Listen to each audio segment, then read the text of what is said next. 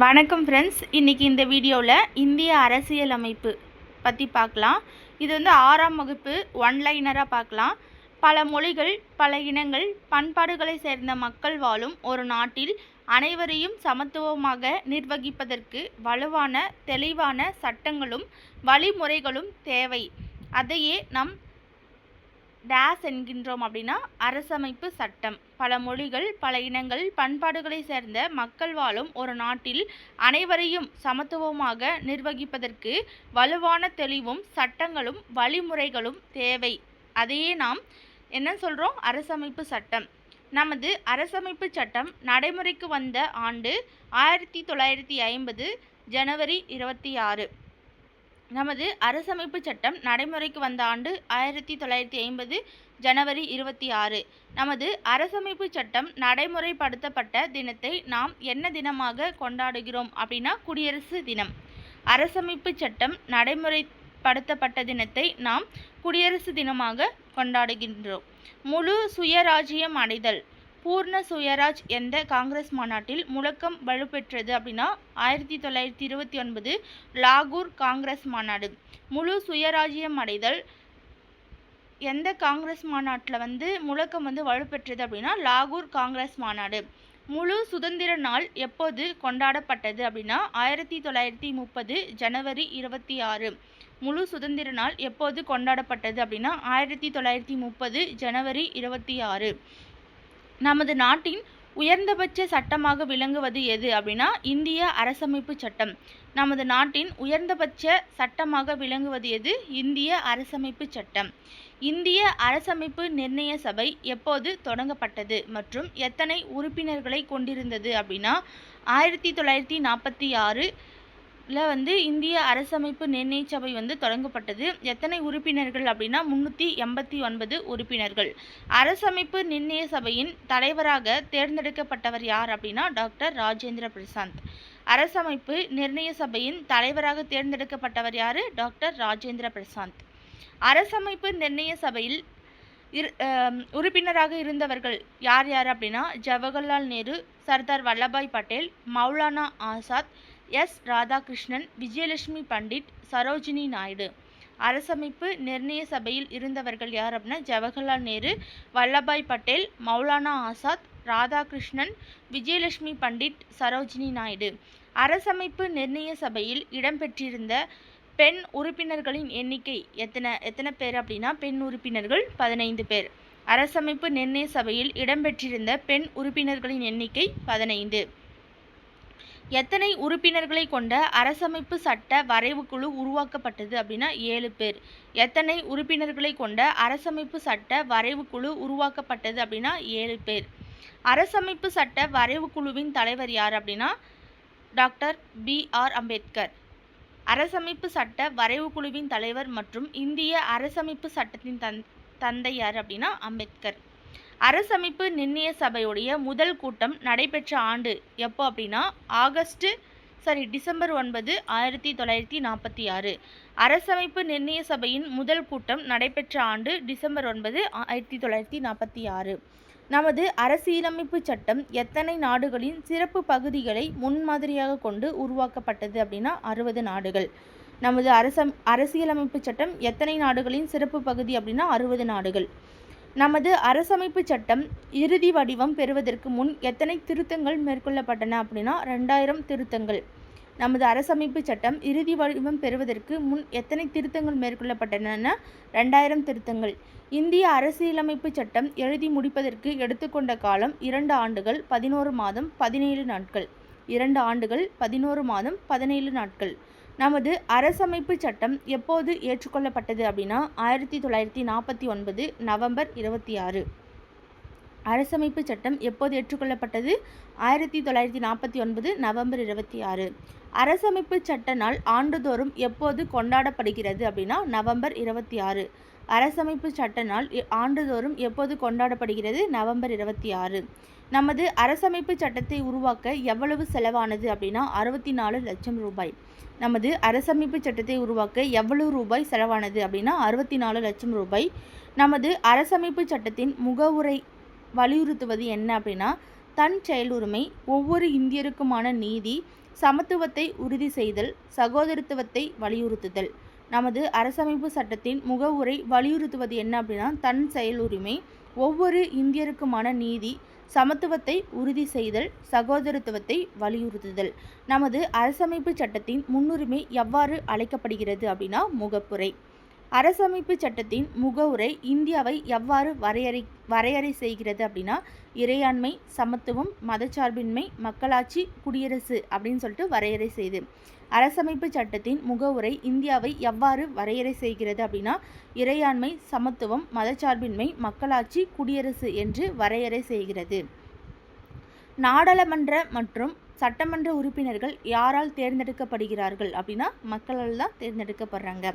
ஒரு நாட்டின் உச்சநிலை அதிகாரத்தை டேஸ் என்கின்றோம் அப்படின்னா இறையாண்மை. ஒரு நாட்டின் உச்சநிலை அதிகாரத்தை இறையாண்மை என்கின்றோம். இந்திய அரசு எதன் வழியே ஆளப்படுகிறது? நாடாளுமன்றம், சட்டமன்றம். இந்திய அரசு எதன் வழியே ஆளப்படுகிறது அப்படின்னா சட்டமன்றம், நாடாளுமன்றம். ஒவ்வொரு குடிமகனுக்கும் மிக தேவையான உரிமைகள் எது அப்படின்னா அடிப்படை உரிமைகள். மொத்தம் 6 அடிப்படை உரிமைகள் உள்ளன. சம உரிமைனா 14லேருந்து 19 வரைக்கும். சுதந்திரமாக செயல்படும் உரிமை அப்படின்னா 19லேருந்து 21 வரைக்கும்.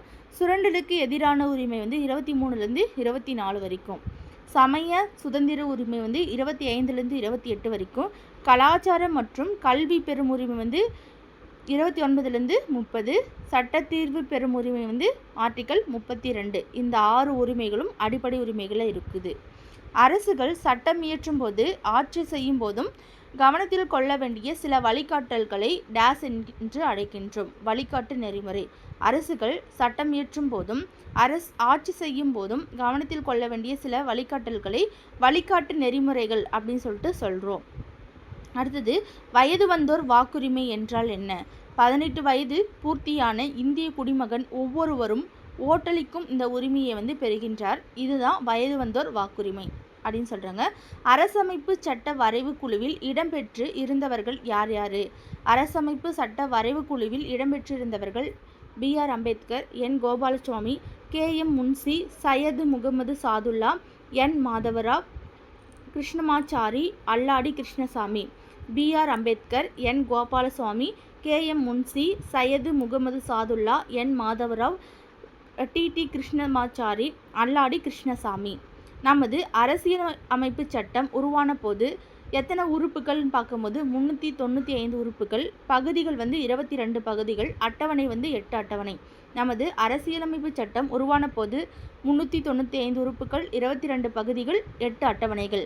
தற்போது நமது அரசமைப்பு சட்டத்தில் இருப்பவை 448 உறுப்புகள், 25 பகுதிகள், 12 அட்டவணை. அரசமைப்பு சட்டம் அதாவது 16/9 செப்டம்பர் 16, 2016 வரை எத்தனை முறை திருத்தம் செய்யப்பட்டுள்ளது அப்படின்னா 101 முறை.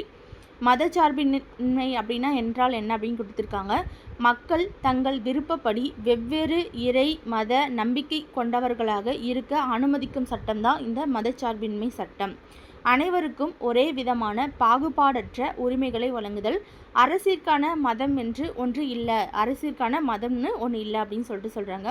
இந்திய அரசமைப்பு சட்டத்தின் உண்மை பிரதிநிதிகள் இந்தி, ஆங்கிலம் ஆகிய மொழிகளில் நாடாளுமன்ற நூலகத்தில் எந்த வாயு நிரப்பப்பட்ட பேழையில் வைத்து பாதுகாக்கப்பட்டு வருகிறது அப்படின்னா ஹீலியம் வாயு. அரசமைப்பு குறிப்பிட்டுள்ள அடிப்படை கடமைகள் யாவை அப்படின்னா தேசிய கொடியை மதித்தல், தேசிய கீதத்தையும் மதித்தல், எல்லா குடிமக்களுக்கும் அரசியலமைப்பு சட்டத்தை மதித்து பேணுவது. இதுதான் அரசமைப்பு குறிப்பிடப்பட்டுள்ள அடிப்படை கடமைகள். அடுத்தது, அது இல்லாமல் சுதந்திரத்திற்காக போராடிய நமது தலைவர்களை பின்பற்றி நடப்பது. சுதந்திரத்திற்காக போராடிய நமது தலைவர்களை பின்பற்றி நடப்பது. அடுத்தது, நாட்டை பாதுகாப்பது. நாட்டுக்கு தேவைப்படும் போது சேவை செய்ய தயாராக இருப்பது. ஜாதி, மத, இன, மொழி என எல்லை கடந்து அனைவரும் சகோதர மனப்பான்மையுடன் இருப்பது. நமது பழம்பெருமை மிக்க பாரம்பரியத்தை காப்பது. காடுகள், நதிகள், ஏரிகள் உள்ளிட்ட இயற்கையையும் வன விலங்குகளையும் பாதுகாப்பது.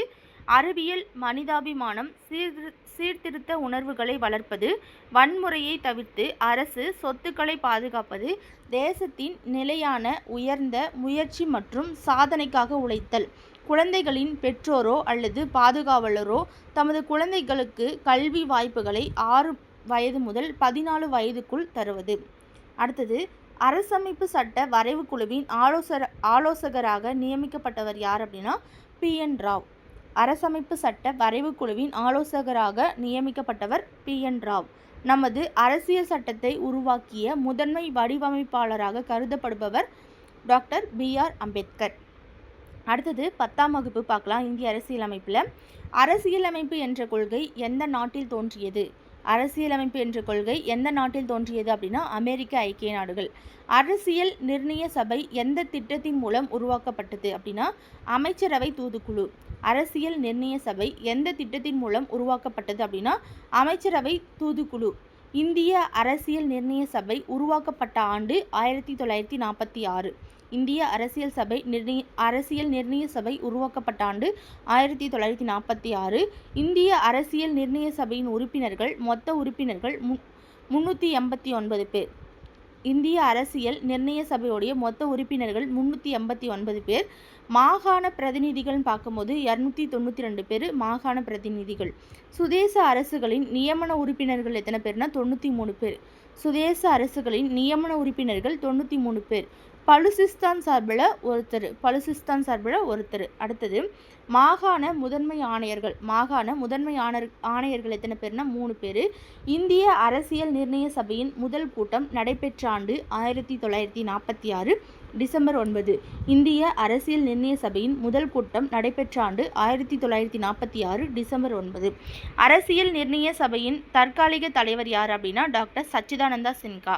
அரசியல் நிர்ணய சபையின் தற்காலிக தலைவர் யார்? டாக்டர் சச்சிதானந்தா சின்ஹா. அரசியல் நிர்ணய சபையின் நிரந்தர தலைவர் மற்றும் துணைத் தலைவர்கள் யாவர் அப்படின்னா doctor Rajendra Prasad, HC Mukherjee, VD Krishnamachari. அரசியல் நிர்ணய சபையின் நிரந்தர தலைவர் யார், அப்புறம் துணைத் தலைவர்கள் அப்படின்னா டாக்டர் ராஜேந்திர பிரசாத் தான் நிரந்தர தலைவர். துணைத் தலைவர்கள் HD முகர்ஜியும் VT கிருஷ்ணமாச்சாரி. அரசியல் நிர்ணய சபையின் கூட்டத்தொடர் எத்தனை அமர்வுகள் மற்றும் எத்தனை நாட்கள் நடைபெற்றது அப்படின்னா 11 அமர்வுகள், அப்புறம் 166 நாட்கள். அரசியல் நிர்ணய சபையின் கூட்டத்தொடர் எத்தனை அமர்வுகள் மற்றும் எத்தனை நாட்கள் நடைபெற்றது அப்படின்னா 11 அமர்வுகள், 166 நாட்கள். அரசியல் நிர்ணய சபையின் கூட்டத்தொடரில் மொத்தம் எத்தனை திருத்தங்கள் முன்வைக்கப்பட்டன அப்படின்னா 2473 திருத்தங்கள் மேற்கொள்ளப்பட்டன. அரசியல் நிர்ணய சபையின் கூட்டத்தொடரில் மொத்தம் எத்தனை திருத்தங்கள் முன்வைக்கப்பட்டன அப்படின்னா 2473 திருத்தங்கள்.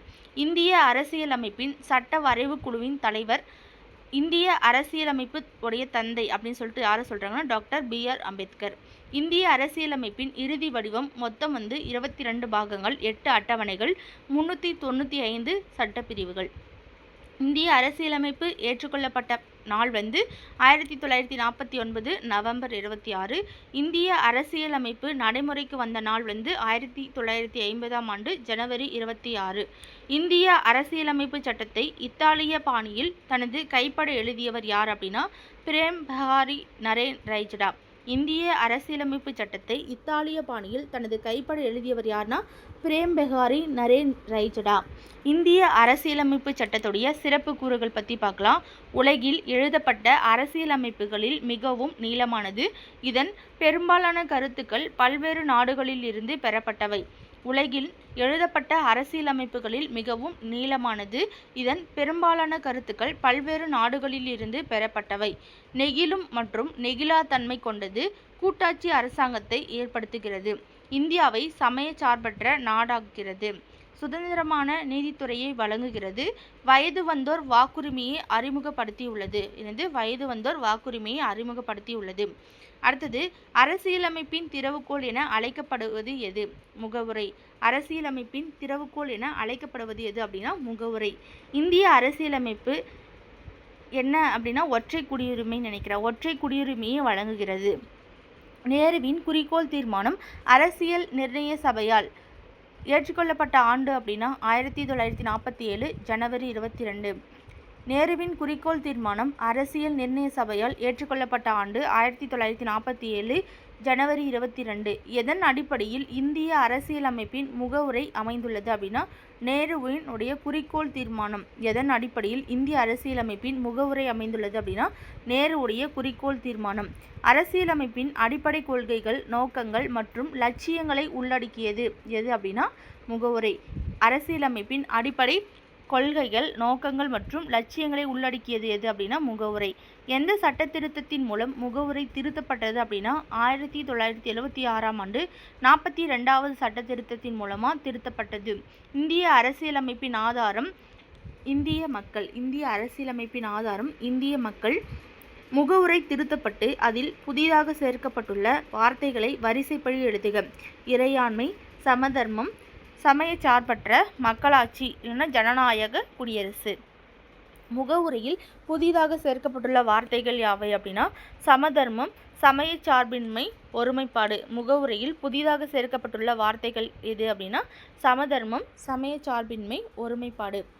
அடுத்தது 1789ஆம் ஆண்டு ஏற்பட்ட பிரெஞ்சு புரட்சி மூலம் முழங்கப்பட்ட எந்த வார்த்தைகளை இந்திய அரசியலமைப்பின் முகவுரையில் நாம் சேர்த்துள்ளோம் அப்படின்னா சுதந்திரம், சமத்துவம், சகோதரத்துவம்.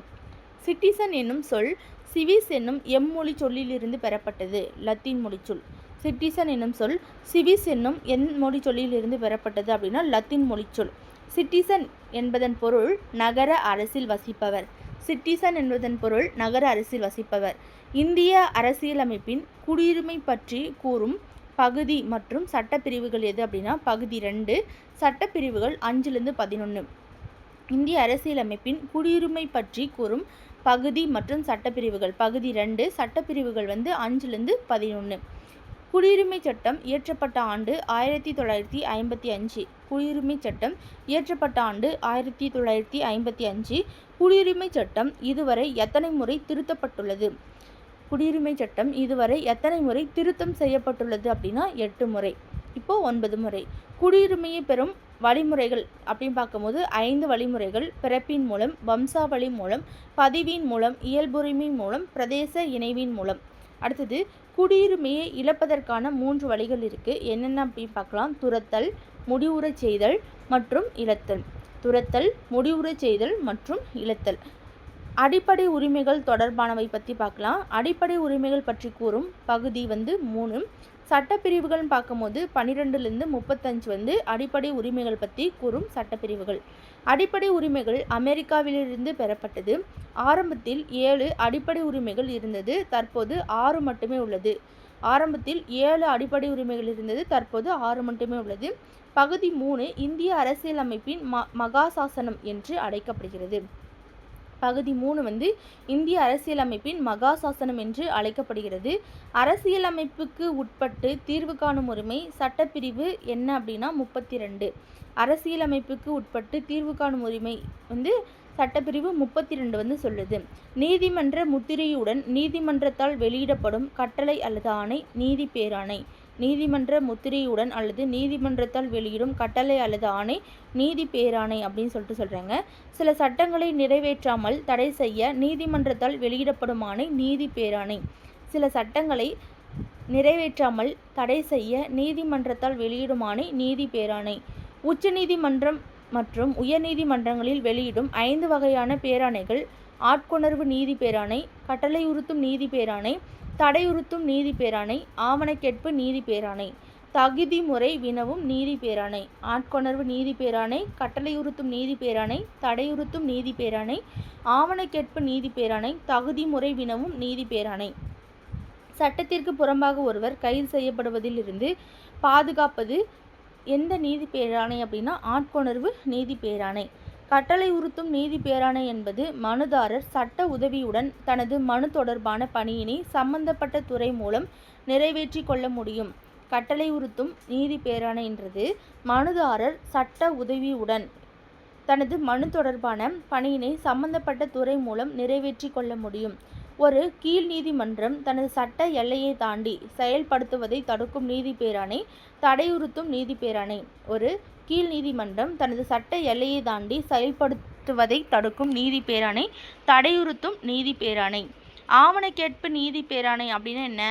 ஒரு உயர்நீதிமன்றம் ஆவணங்களை நியாயமான பரிசீலனைக்கு தனக்கோ அல்லது உரிய அதிகாரிக்கோ அனுப்ப செய்ய கீழ் நீதிமன்றங்களுக்கு இடும் ஆணை தான் இந்த ஆவணக்கேற்பு நீதி பேராணை. சட்டத்திற்கு புறம்பாக தகாத முறையில் அரசு அலுவலகத்தை கைப்பற்றுவதை தடை செய்வது தகுதி முறை வினவும் நீதி பேராணை. அதாவது சட்டத்திற்கு புறம்பாக தகாத முறையில் அரசு அலுவலகத்தை கைப்பற்றுவதை தடை செய்வது தகுதி முறை வினவும் நீதி பேராணை. கட்டளை உறுத்தும் அப்படின்னா மனுதாரர் சட்ட உதவியுடன் தனது மனு தொடர்பான பணியினை சம்பந்தப்பட்ட துறை மூலம் நிறைவேற்றிக் கொள்வது. அடுத்து பார்க்கலாம். சமத்துவ உரிமை பிரிவு 14 என்ன சொல்லுதுன்னா, சட்டத்தின் முன் அனைவரும் சமம்.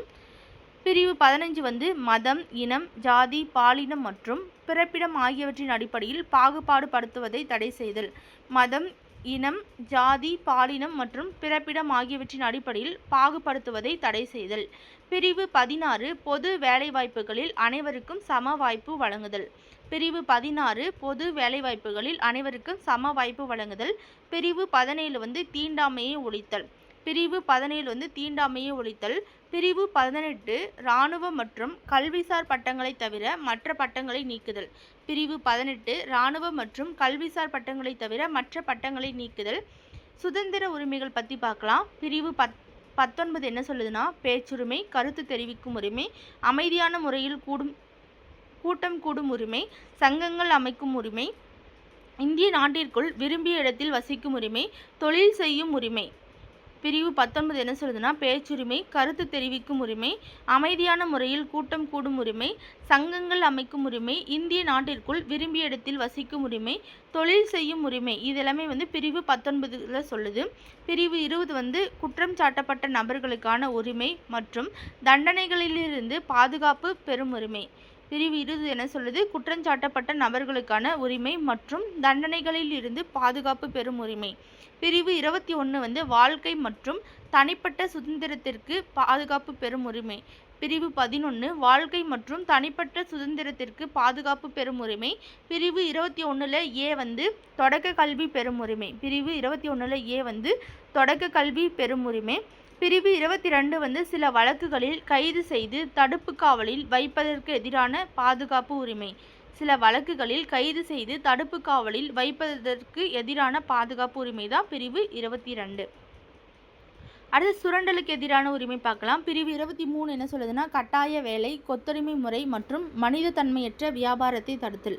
பிரிவு 23 என்ன சொல்றது? கட்டாய வேலை, கொத்தடிமை முறை மற்றும் மனித தன்மையற்ற வியாபாரத்தை தடுத்தல். பிரிவு 24 என்னதுன்னா, தொழிற்சாலைகள் மற்றும் ஆபத்தான இடங்களில் குழந்தை தொழிலாளர் முறையை ஒழித்தல்.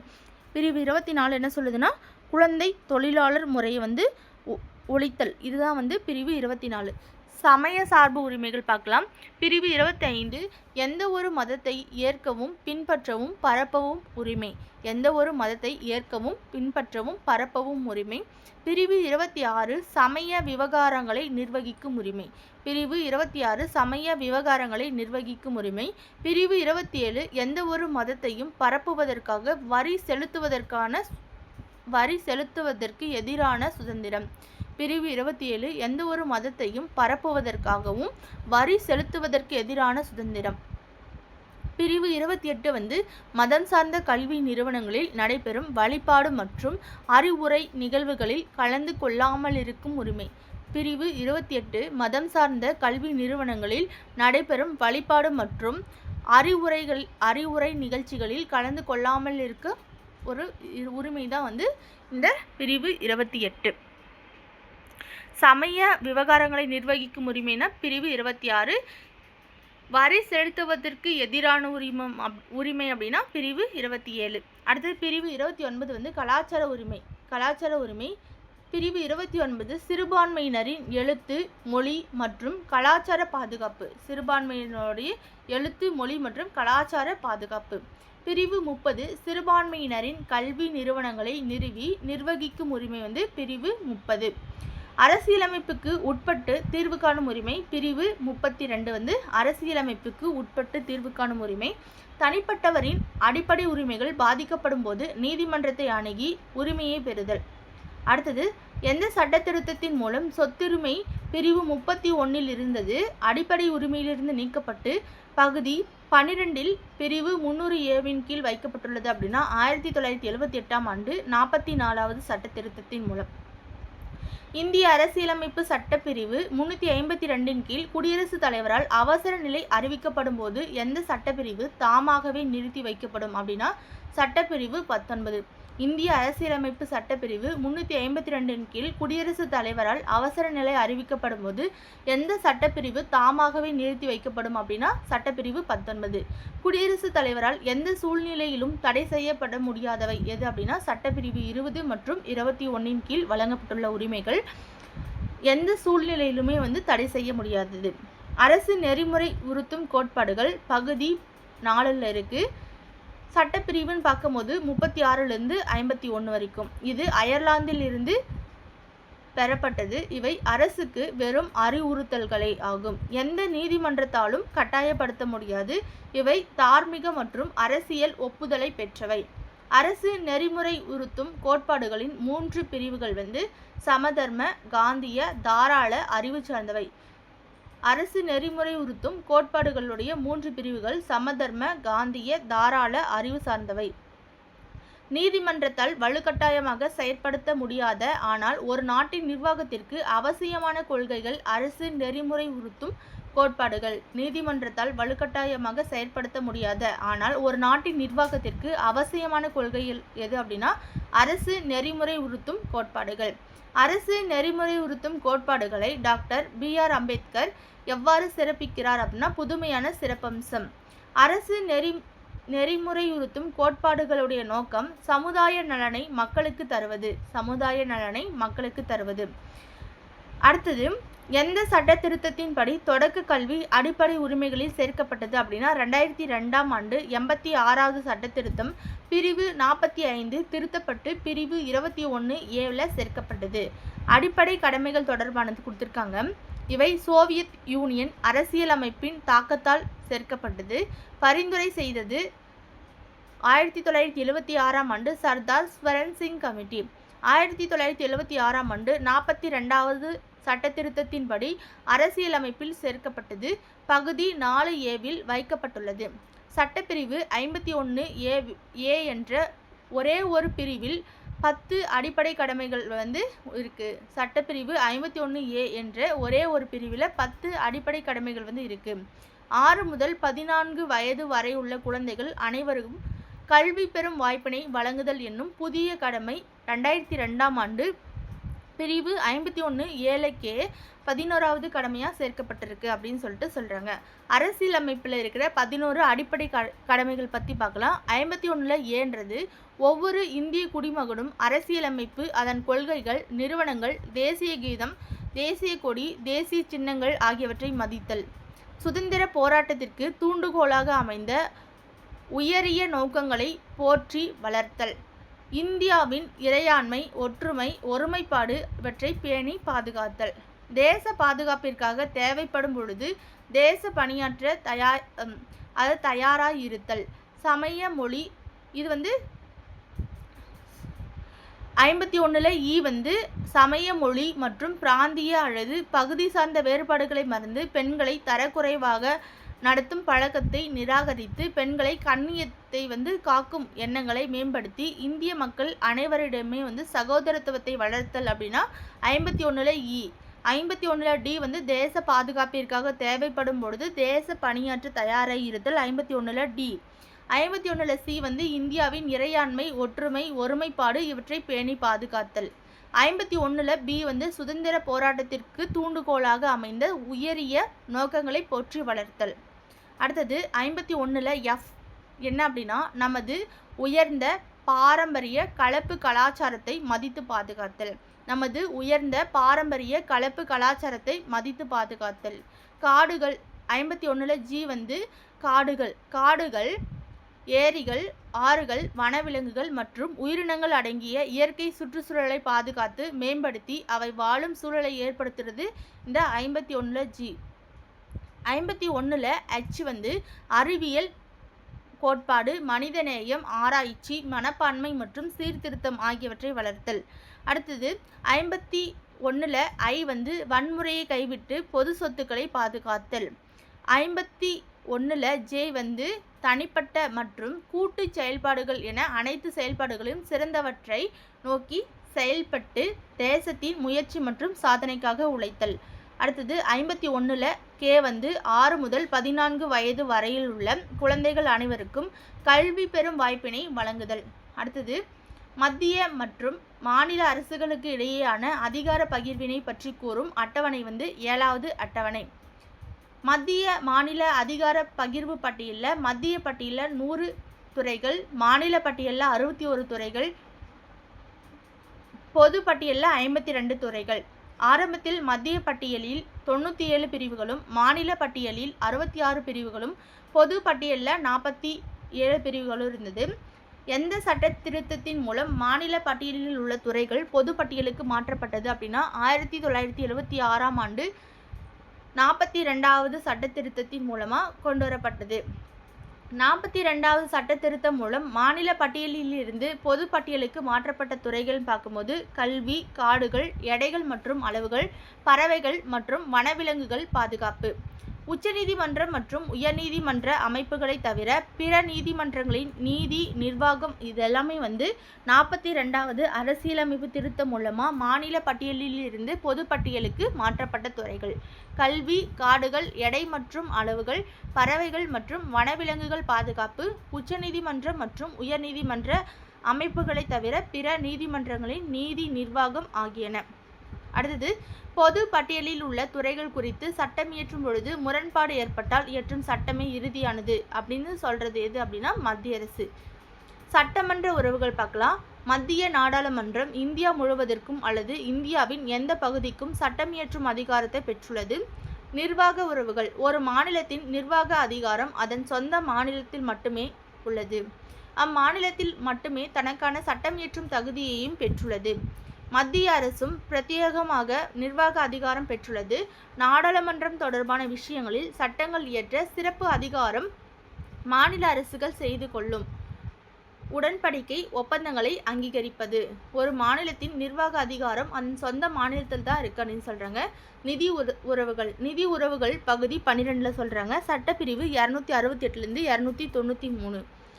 நிதி உறவுகள் பகுதி வந்து 12, சட்டப்பிரிவுகள் வந்து 268லேருந்து 293 வரைக்கும்.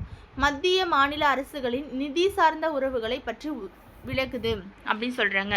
அடுத்தது குடியரசுத் தலைவரால் சட்டப்பிரிவு 280 கீழ் நிதிக்குழு உருவாக்கப்பட்டு சில வரிகள் விதிப்பு வசூலிப்பு செய்யப்படுகிறது. மத்திய மாநில அரசுகளின் உறவுகள் குறித்து ஆராய தமிழ்நாடு அரசின் சார்பில் 1969ஆம் ஆண்டு அமைக்கப்பட்ட குழுவின் பெயர் டாக்டர் பி.வி. ராஜமன்னார் குழு.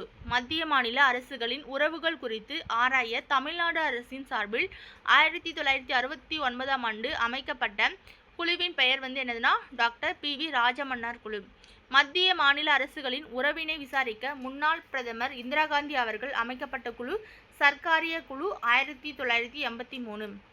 சர்க்காரிய குழு அளித்த மொத்த பரிந்துரைகளுடைய எண்ணிக்கை 247. சர்க்காரிய குழு அளித்த மொத்த பரிந்துரைகளின் எண்ணிக்கை 247. இது 180 பரிந்துரைகளை அரசு செயல்படுத்தியது. மாநிலங்களுக்கு இடையேயான குழு அமைக்கப்பட்ட ஆண்டு 1990.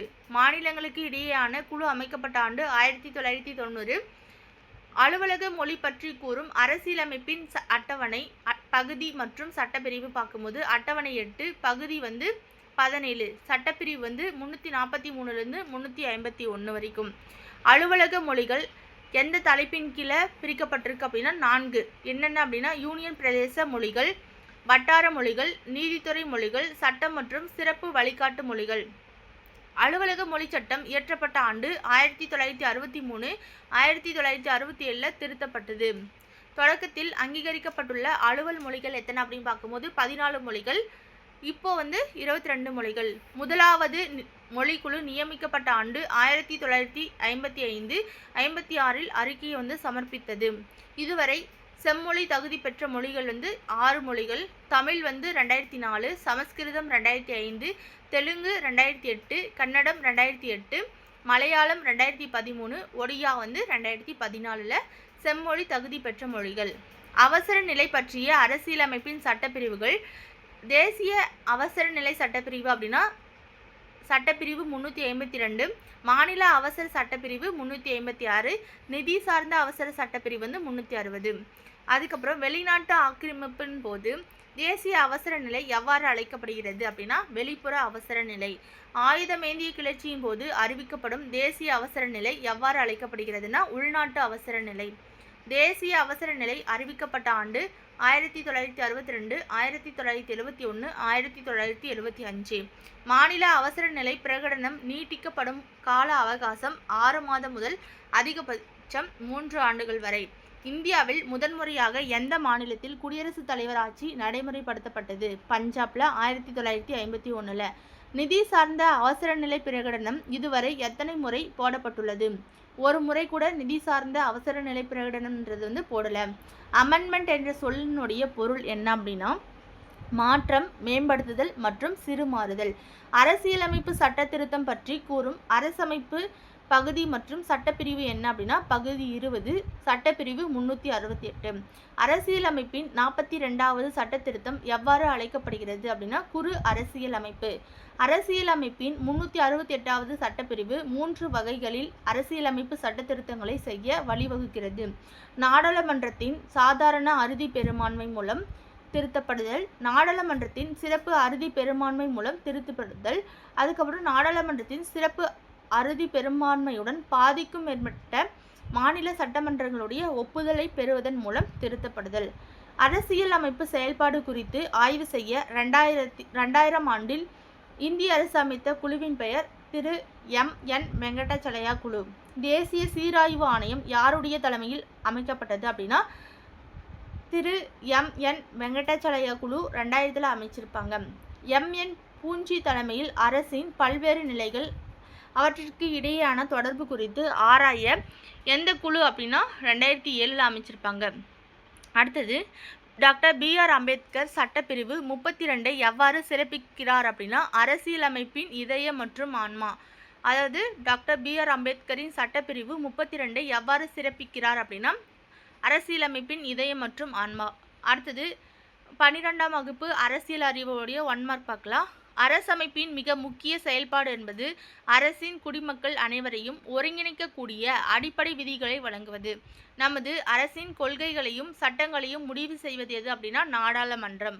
மதச்சார்புள்ள அரசு பின்பற்றும் நாடு எது அப்படின்னா பாகிஸ்தான் வாடிகன். மதச்சார்புள்ள அரசு பின்பற்றும் நாடு எது? பாகிஸ்தான் வாடிகன். இந்திய அரசியல் அமைப்பின் 42வது திருத்தச் சட்டம் முகவுரையில் நாட்டின் ஒற்றுமை என்ற சொற்றொடரை எவ்வாறு விரிவுபடுத்தியுள்ளது அப்படின்னா நாட்டின் ஒற்றுமை மற்றும் ஒருமைப்பாடு. முன்னாள் பிரதமர் இந்திரா காந்தி எந்த ஆண்டு தேசிய அவசர நிலை காலத்தில் எந்த சட்ட திருத்தம் கொண்டு வந்தார் அப்படின்னா 1976 42வது சட்ட திருத்தம். இந்திய அரசமைப்பு அதிகாரங்களை டேஸ் டேஸ் மற்றும் டேஸ் போன்ற நிறுவனங்கள் இடையே கிடைமட்டமாக பகிர்ந்து வழங்குகிறதுனா சட்டமன்றம், நிர்வாகம், நீதித்துறை. அரசமைப்பு நிர்ணய சபை உறுப்பினர்கள் எம்முறை வாக்கெடுப்பின் மூலம் தேர்ந்தெடுக்கப்படுறாங்க அப்படின்னா மறைமுக வாக்கெடுப்பு.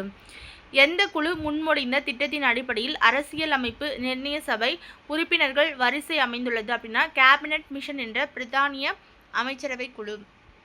நவம்பர் 1949 நவம்பர் 26 அன்று அரசமைப்பு ஏற்று கையொப்பமிட்ட எத்தனை உறுப்பினர்கள் அரசமைப்பை நிறைவேற்றினர் அப்படின்னா 284. அரசமைப்பு நிர்ணய சபையின் முதல் கூட்டம் நடைபெற்ற இடம் புதுடெல்லி. அரசியலமைப்பு நிர்ணய சபையின் முதல் கூட்டத்தின் கூட்டப்பொருள் என்ன அப்படின்னா முதல் தற்காலிக தலைவர் தேர்வு. டாக்டர் சச்சிதானந்த சின்ஹாவை தற்காலிக தலைவராக தலைமையேற்று நடத்தும்படி கேட்டுக்கொண்டவர் ஆச்சாரிய JB கிருபாலினி. அரசமைப்பு நிர்ணய சபையின் இறுதி நிகழ்வான அரசமைப்புக்கு ஒப்புதல் தருவதற்காக கூடிய சபை மற்றும் நாள் அப்புறம் தலைமையேற்றவர் ஜனவரி 24, 1950 டாக்டர் ராஜேந்திர பிரசாத். அரசமைப்பு நிர்ணய சபையின் இறுதி நிகழ்வான அரசமைப்பிற்கு விவாதங்களின் தொகுப்பு மற்றும் தொகுதிகள் 9 டிசம்பர் 1946 முதல் ஜனவரி 24, 1950 வரை. மொத்தம் 12 தொகுதிகள். இந்திய அரசு சட்டம் நிறைவேற்றப்பட்ட ஆண்டு மற்றும் இச்சட்டத்தினால் எடுத்துக்கொள்ளப்பட்டவை. இந்திய அரசு சட்டம் 1935, கூட்டாட்சி விதிகள், அப்புறம் ஆளுநருடைய பதவி, பொது தேர்வாணையங்கள், நிர்வாக விவகாரங்கள், நீதித்துறை விவகாரங்கள், அதுக்கப்புறம் நெருக்கடி கால விதிகள், இது எல்லாமே வந்து இந்திய அரசு சட்டத்திலிருந்து எடுத்துக்கொள்ளப்பட்டவை. அரசின் வழிகாட்டு நெறிமுறைகள் எந்த நாடுகளில் இருந்து பெறப்பட்டவை அப்படின்னா அயர்லாந்து. அரசின் வழிகாட்டு நெறிமுறைகள் எந்த நாடுகளில் இருந்து பெறப்பட்டது அப்படின்னா அயர்லாந்து. இந்திய அரசியலமைப்பிற்கு பிரிட்டன் நாடுகளில் இருந்து பெறப்பட்டவை எது அப்படின்னா நாடாளுமன்ற அரசு, ஒற்றை குடியுரிமை, சட்டத்தின் ஆட்சி, நாடாளுமன்ற செயல்முறை, இடைக்கால தடையாணைகள். இந்திய அரசியலமைப்பின் பிரிட்டன் நாடுகளில் இருந்து பெறப்பட்டவை நாடாளுமன்ற அரசு, ஒற்றை குடியுரிமை, சட்டத்தின் ஆட்சி, நாடாளுமன்ற செயல்முறை, இடைக்கால தடையாணைகள். இந்திய அரசியலமைப்பிற்கு அமெரிக்க அரசமைப்பிடமிருந்து பெறப்பட்டவை அடிப்படை உரிமை, நீதி சீராய்வு, குடியரசுத் தலைவர் மீதான பதவி நீக்க தீர்மானம், உச்சநீதிமன்ற மற்றும் உயர்நீதிமன்ற நீதிபதிகளின் பதவி நீக்கம். எந்த இது அப்படின்னா இந்திய அரசியலமைப்புடைய அமெரிக்க அரசிடமிருந்து நம்ம வந்து பெறப்பட்டது உச்சநீதிமன்றம் மற்றும் உயர்நீதிமன்ற நீதிபதிகளுடைய பதவி நீக்கம். அடுத்தது இந்திய அரசியலமைப்பிற்கு கனடா நாடுகளில் இருந்து பெறப்பட்டவை எது அப்படின்னா ஒரு வலுவான மத்திய அரசுடன் கூடிய கூட்டாட்சி, மத்திய அரசால் மாநில ஆளுநர் நியமனம், உச்சநீதிமன்றத்தின் அறிவுரை அதிகார வரம்பு, மத்திய அரசிடம் பொதுப்பட்டியல். இது எல்லாமே வந்து கனடா நாடுகளிலிருந்து பெறப்பட்டது. நாடாளுமன்றத்தின் ஈரவை கூட்டுக்கூட்டம் எந்த நாடுகளில் இருந்து பெறப்பட்டதுன்னா ஆஸ்திரேலியா. அடுத்தது நெருக்கடி நிலை காலத்தில் அடிப்படை உரிமைகள் பறிப்பு எந்த நாட்டிலிருந்து பின்பற்றப்பட்டதுன்னா ஜெர்மனி, வெய்மர் அரசமைப்பு. அடிப்படை கடமைகள் எந்த நாட்டிலிருந்து பெறப்பட்டது சோவியத் யூனியன். முகவுரையில் சுதந்திரம், சமத்துவம், சகோதரத்துவம் போன்ற சொற்கள் பெறப்பட்ட நாடு பிரான்ஸ். அரசமைப்பு திருத்த செயல்முறை எந்த நாட்டிலிருந்து பெறப்பட்டது அப்படின்னா தென்னாப்பிரிக்கா. மாநிலங்களவை உறுப்பினர்கள் தேர்வு எந்த நாட்டிலிருந்து பெறப்பட்டது அப்படின்னா தென்னாப்பிரிக்கா. உலகிலேயே மிக நீளமான எழுதப்பட்ட அரசமைப்பு எதுனா இந்திய அரசியலமைப்பு. இந்திய அரசமைப்பின் சமதர்மம் என்ற சொல் எந்த சட்ட திருத்தத்தின் மூலம் இணைக்கப்பட்டதுன்னா 42வது சட்ட திருத்தம். இந்தியாவின் சமதர்மம் முதலாளித்துவம் இணைந்த கலப்பு பொருளாதார முறையை பின்பற்றுகிறது. இந்திய அரசியலமைப்பு நெகிழும் மற்றும் நெகிழா தன்மை கொண்டது. 6 வயது முதல் 14 வயதுக்கு உட்பட்ட சிறார்கள் கல்வி கற்பதற்கான வாய்ப்புகள் அச்சிறார்களின் பெற்றோர் அல்லது பாதுகாவலர் வழங்க வேண்டும் என்பது எந்த உரிமைனா அடிப்படை உரிமை. இந்தியா ஒரு இறையாண்மை கொண்ட அரசு. காரணம் உள்நாட்டு வெளிநாட்டு விவகாரங்களை எந்தவிதமான வெளிநாட்டின் தலையீடு இன்றி நிர்வகிப்பதால். இந்தியா ஒரு மதச்சார்பு நாடு. மதச்சார்பு அற்ற நாடு. ஏன்னா இந்தியாவில் அரசு மதம் என்று இல்லை, அனைத்து மதங்களும் சமமாக அங்கீகரிக்கப்பட்டுள்ளன. இந்தியா ஒரு குடியரசு. ஏனெனில் அரசின் தலைவர் தேர்தல் மூலம் தேர்ந்தெடுக்கப்படுகிறார். மக்களவையில் எந்த ஆண்டு குடியுரிமை சட்டம் கொண்டு வரப்பட்டதுன்னா 2015 பிப்ரவரி 27. இந்தியாவில் வழங்கப்படும் குடியுரிமை வந்து ஒற்றை குடியுரிமை. இந்தியாவில் தொடர்ந்து குடியிருந்தாலோ அல்லது அரசு பணியில் 12 மாதங்கள் இருந்தாலோ ஒரு நபர் இந்திய குடியுரிமை கோரி விண்ணப்பிக்கும் முறை அது பேர் என்ன அப்படின்னா பதிவு அல்லது இயல்புரிமை மூலம். இந்தியாவில் தொடர்ந்து குடியிருந்தாலோ அல்லது அரசு பணியில் 12 மாதங்கள் இருந்தாலோ ஒரு நபர் இந்திய குடியுரிமை கோரி விண்ணப்பிக்கும் முறை பதிவு அல்லது இயல்புரிமை. இந்திய அரசியலமைப்பின் நீதிமன்றத்தால் நிலைநாட்டப்படுபவை அடிப்படை உரிமைகள். இந்தியாவில் அடிப்படை உரிமைகள் முழுமையானவை அல்ல. இந்தியாவில் அடிப்படை உரிமைகள் முழுமையானவை அல்ல. மத்திய அரசிடம் குறைந்த அளவிலான அதிகாரம் மட்டுமே இருக்க வேண்டும் என்று விரும்பிய கிராம தலைவர்கள் உறுப்பினர்கள் கிராமங்களில் தாமே ஆட்சி செய்து கொள்ள வேண்டும் என்று கூறியவர் காந்தி. இந்திய அரசியலமைப்பில் சொத்துரிமை என்பது சட்ட உரிமையாக இருக்குது. இந்தியாவில் பின்பற்றப்படும் ஆட்சி முறை நாடாளுமன்ற ஆட்சி முறை. நாடாளுமன்ற முறை அரசில் நிர்வாகம் எதற்கு கட்டுப்பட்டது அப்படின்னா நாடாளுமன்றத்துக்கு. கிராமம் என்பது வகுப்புவாதத்தின் சாதி அமைப்பு மற்றும் கொடுமையான யதார்த்தத்தை கொண்டுள்ளன. இதனால் சிறுபான்மையினரின் புறக்கணிக்கப்படும் நிலை உருவாகும் என்று கூறியவர் டாக்டர் BR அம்பேத்கர். இந்தியாவில் வாழும் கடைக்கோடி ஏழை கூட இது தனது நாடு என்று உணரும் நிலையை உருவாக்கி அதில் அவரது குரல் வலுவாக உயரும் வகையில் வளமையான இந்தியாவை உருவாக்க நான் பாடுபடுவேன் என்று கூறியவர் யார்னா மகாத்மா காந்தி. இந்தியாவின் கடைக்கோடி ஏழை கூட அப்படின்னு சொன்னால் மகாத்மா காந்தி. மக்களிடம் எந்த அளவுக்கு அதிகாரம் இருக்கிறதோ அந்த அளவுக்கு மக்களுக்கு சிறந்த பயன் அளிக்கும் என்று கூறியவரும் மகாத்மா காந்தி. Doctor B.R. அம்பேத்கர் தலைமையில் உருவாக்கப்பட்ட அரசமைப்பில் பஞ்சாயத்து ராஜ் என்ற சொல் குறிப்பிடவில்லை.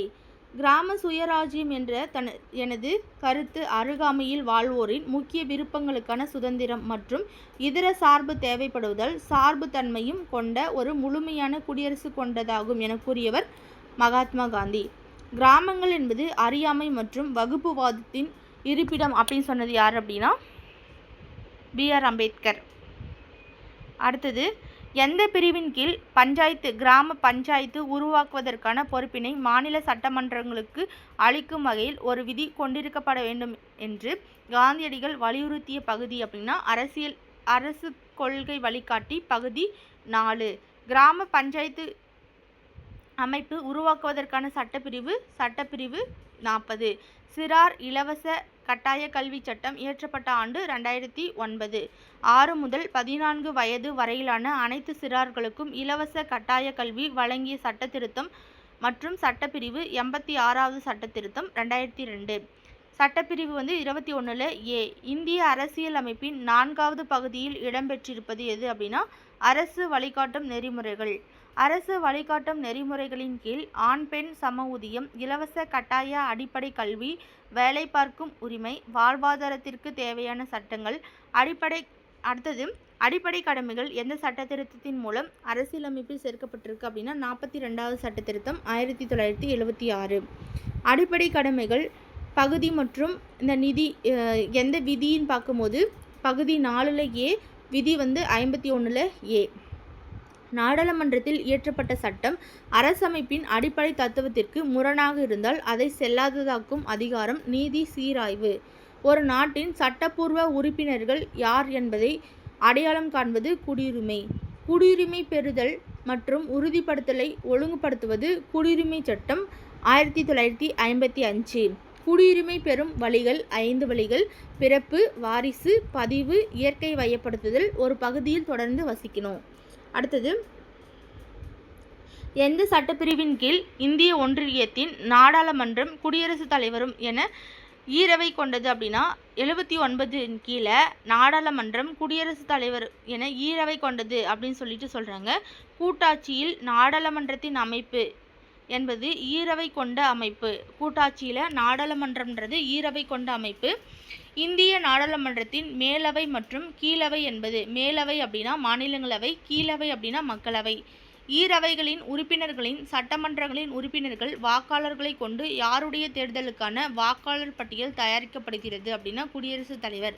அதாவது ஈரவை மாநிலங்களவை, மக்களவை, அப்புறம் சட்டமன்றங்களுடைய உறுப்பினர்களுடைய வாக்காளர்களை கொண்டு வாக்காளர் பட்டியல் யாருக்கு தயாரிக்கிறாங்க அப்படின்னா குடியரசுத் தலைவர். மாநிலங்களவையுடைய மொத்த உறுப்பினர் பார்க்கும்போது 250. மாநிலங்கள் ஒன்றிய ஆளுகைக்கு உட்பட்ட பகுதி. சட்டமன்றங்களின் மூலம் மாநிலங்களவைக்கு தேர்ந்தெடுக்கப்படும் உறுப்பினர்கள் 238. மாநில அவை என்பது ஒரு நிரந்தரமான அவை. மாநிலங்களவைக்கு எத்தனை உறுப்பினர்களை குடியரசுத் தலைவர் நியமனம் செய்வாங்க அப்படின்னா 12 உறுப்பினர்கள்.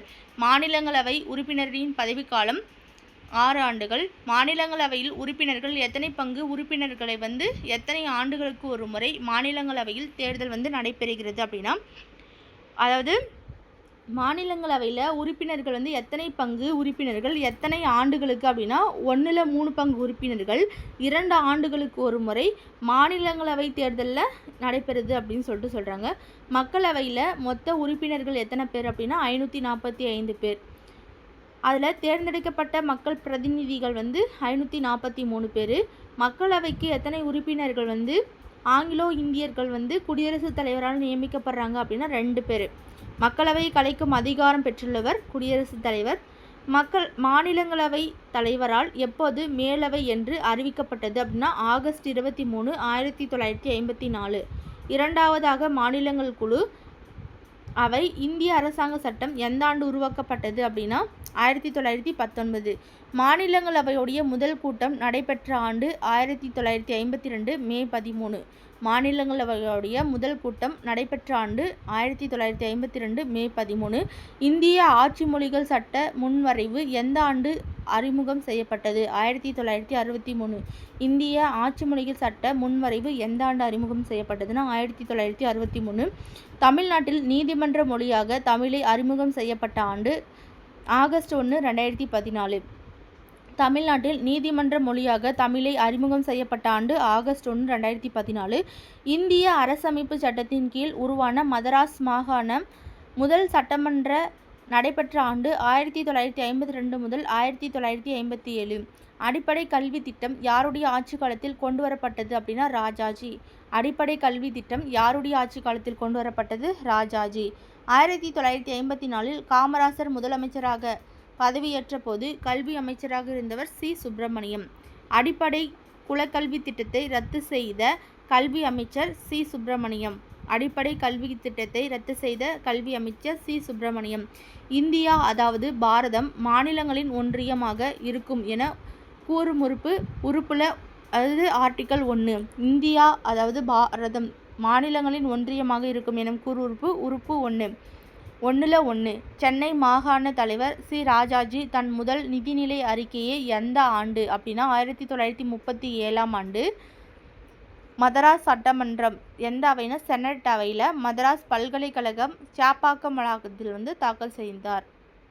திராவிட முன்னேற்ற கழகத்தில் சி.என். அண்ணாதுரை அவர்கள் எப்போது முதல்வராக பதவியேற்றார்னா 1967. இந்து திருமண சட்டம் திருத்தப்பட்டு சுயமரியாதை திருமணங்கள் அதாவது மத சடங்குகள் இல்லாமல் மேற்கொள்ளப்படும் திருமணங்கள் யாருடைய ஆட்சியில் அங்கீகரிக்கப்பட்டன அப்படின்னா சி.என். அண்ணாதுரை. மு. கருணாநிதி அவர்கள் எத்தனை முறை முதலமைச்சராக பதவி வகித்தார் அப்படின்னா 5 முறை. மு. கருணாநிதி கொண்டு வந்த கடைசி சட்ட முன்வரைவு பிற்படுத்தப்பட்ட வகுப்பினருக்கான இடஒதுக்கீட்டுக்குள் சிறப்பு உள் ஒதுக்கீடு வழங்குவதுடன் பட்டியல் இனங்களுக்கும் பழங்குடியினர் எவ்வளோ ஒதுக்கீடு அப்படின்னு பார்க்கும்போது முஸ்லீம்களுக்கும் அருந்ததியருக்கும் உள் ஒதுக்கீடு வழங்கியிருக்காங்க. வாரிசு அடிப்படையில் கிராம நிர்வாக அலுவலரான கர்ணம் பதவிக்கு முடிவு கட்டியவர் எம்.ஜி. ராமச்சந்திரன். உச்சநீதிமன்றம் மண்டல் ஆணையம் வழக்கில் தீர்ப்பு வழங்கி அதில் கல்வி மற்றும் வேலைவாய்ப்பில் எத்தனை விழுக்காடு அப்படின்னா 50 விழுக்காடு. எந்த வருஷம்னா நவம்பர் 1992. தமிழ்நாட்டில் கல்வி மற்றும் வேலைவாய்ப்பில் எத்தனை சதவிகித இடஒதுக்கீடு பின்பற்றப்படுகிறதுனா 69%. தமிழ்நாடு மாநில சட்டமன்றம் 234 உறுப்பினர்களை கொண்டது. பொது தொகுதி மற்றும் தனி தொகுதி பார்க்கும்போது பொது தொகுதி 189, தனி தொகுதி 45. சட்டமன்றத்தில் முதல் கூட்டத்தொடர் முதல் பொது தேர்தலை தொடர்ந்து தொடங்கப்பட்ட ஆண்டு மற்றும் நாள்னா மே 3, 1952. அரசியலமைப்பின் உறுப்பு 333 கீழ் ஆங்கிலோ இந்திய பிரதிநிதி ஒருவர் ஆளுநரால் நியமிக்கப்படுறாங்க. எங்கே அப்படின்னா சட்டமன்றத்தில். முதன்முறையாக எதிர்க்கட்சி உறுப்பினர் ஒருவரே பொது கணக்கு குழுவுடைய தலைவராக அது மக்களவை தலைவராக நியமிக்கப்பட்ட ஆண்டு 1967, 68 காலகட்டத்தில். 1950 ஜனவரி முதல் 2018 ஏப்ரல் வரை பொதுக்கணக்கு குழு தாக்கல் செய்துள்ள அறிக்கைகளின் எண்ணிக்கை 1596. ஜம்மு காஷ்மீர் பகுதிக்கு சிறப்பு தன்னாட்சி வழங்கும் அரசமைப்பு பிரிவு விதி 370. கடைசியாக தனிநபர் சட்ட முன்வரைவு கொண்டுவரப்பட்ட ஆண்டு 1970. 3ஆம் பாலினத்தவர் உரிமைகள் சட்ட முன்வரைவு யாரால் கொண்டு வரப்பட்ட தனிநபர் சட்ட முன்வரைவு அப்படின்னா திருச்சி சிவா. எந்த சட்ட முன்வரைவு 45 ஆண்டுகளுக்கு பின் மேலவையில் நிறைவேற்றப்பட்ட தனிநபர் சட்ட முன்வரைவு என்ற வரலாற்று முக்கியத்துவம் பெறுதுன்னா 3ஆம் பாலின நபர்கள் சட்ட முன்வரைவு. இந்த 3ஆம் பாலின சட்ட முன்வரைவு அறிமுகம் எப்போ அப்படின்னா 2014. 3ஆம் பாலின சட்ட முன்வரைவு மேலவை நிறைவேற்றிய ஆண்டு ஏப்ரல் 24, 2015. 3ஆம் பாலின மக்களவையில் எப்போ அறிமுகம்னா பிப்ரவரி 26, 2016. இந்திய அரசியலமைப்பின் முதன்மை வரைவாளர் டாக்டர் B.R. அம்பேத்கர் எந்த உறுப்பின் வரைவை எழுத மறுத்தார்னா உறுப்பு 370. உறுப்பு 370 என்ற பிரிவை எழுதியவர் கோபாலசுவாமி. 1956ஆம் ஆண்டு மதராஸ் மாநிலத்தின் தமிழ்நாடு என பெயர் மாற்றம் செய்ய வேண்டும் என கோரி உண்ணாவிரதம் இருந்து உயிர் நீத்தவர் யாருன்னா சங்கரலிங்கனார். மதராஸ் மாகாணத்தை தமிழகம் என பெயர் மாற்ற கோரி தியாகி சங்கரலிங்கனார் எப்போ அப்படின்னா ஜூலை 27, 1956 முதல் 13 அக்டோபர் 13, 1956 வரைக்கும் உண்ணாவிரதம் இருந்திருப்பார். எப்போ 76 நாட்கள் கழித்து இறந்திருப்பார். மதராஸ் மாநில பெயர் மாற்றம் செய்யப்பட்ட ஆண்டு ஜனவரி 14, 1969. தேர்வுக்குழு முறை எந்த நாடாளுமன்றம் மக்களாட்சி முறையிலிருந்து பிறந்தது? தேர்வுக்குழு முறை அப்படின்னா வெஸ்ட் மினிஸ்டர். மக்களவை விதிகள் மற்றும் நடைமுறை உறுப்புகள் டேஸின் கீழ் எந்த ஒரு குறிப்பிட்ட சட்ட முன்வரைவையும் தேர்வுக்குழுவுக்கு அனுப்பும்படி உறுப்பினரும் தீர்மானம் கொண்டு வர முடியும் அப்படின்னா ஆர்டிகல் 125 மக்களவையுடைய விதிகள் நடைமுறைகளுடைய உறுப்பு கீழே எந்த ஒரு குறிப்பிட்ட சட்ட முன்வரைவையும் தேர்வுக்குழுவுக்கு அனுப்பும்படி உறுப்பினர் தீர்மானம் கொண்டு வர முடியும்னு சொல்கிறாங்க. அடுத்தது வரதட்சணை ஒழிப்பு சட்டம் மே 6 மற்றும் 9 1961, பயங்கரவாத தடுப்பு சட்டம் 2002 மார்ச்சில். மக்களவை உறுப்பினர்களில் ஒருவர் எதன் தலைவராக நியமிக்கப்படுகிறார்னா பொதுக்கணக்கு குழுவுடைய தலைவர். பொதுக்கணக்கு குழுவின் தலைவராக மக்களவையின் 1596 அறிக்கைகள் தாக்கல் செய்த ஆண்டு 1950 ஜனவரி முதல் 2018 வரை. அரசியலமைப்பின் திருத்த சட்டம் முன்வரைவு எந்த உறுப்பின் கீழ் அனைத்து விதிகளும் இதில் அடங்கும்னா ஆர்டிகல் 368 2. அடுத்தது இந்திய அரசு ஜம்மு காஷ்மீருக்கு வழங்கப்பட்ட சிறப்பு தகுதியை ரத்து செய்த ஆண்டு ஆகஸ்ட் 5 2019.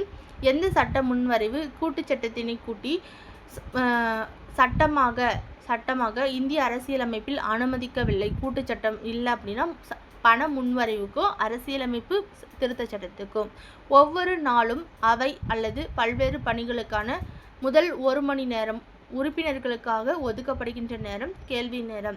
நாடாளுமன்ற அவை அல்லது பல்வேறு பணிகளுக்காக உருவாக்கப்படும் கூட்டத்தொடரில் குறைந்தபட்சம் இருக்க வேண்டிய உறுப்பினர்களின் எண்ணிக்கை குவாரம் என்று அழைக்கப்படுகிறது. குவாரம் மொத்த உறுப்பினர்களில் எத்தனை பங்கு அப்படின்னா 1/10 அப்படின்னு சொல்கிறாங்க.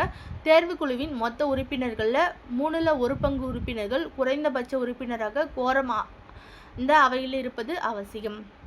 நாடாளுமன்றத்தின் ஈரவைகளின் கூட்டத்தை கூட்டுபவர் குடியரசுத் தலைவர். அரசியலமைப்பில் தரப்படாத நிறுவனம் திட்ட ஆணையம். 2இல் 1 அவையில் நாடாளுமன்றம் இயங்க முடியாது. அரசியலமைப்பின் ஒவ்வொரு அவையும் தமக்காக முழு அதிகார வரம்பை கொண்டுள்ளது. நாடாளுமன்ற ஈரவைகளிடையே நெருக்கமான கூட்டுறவை கோருகிறது அப்படின்னு சொல்லிட்டு யார் சொல்லியிருப்பாங்க அப்படின்னா Jawaharlal Nehru. Okay friends, thank you.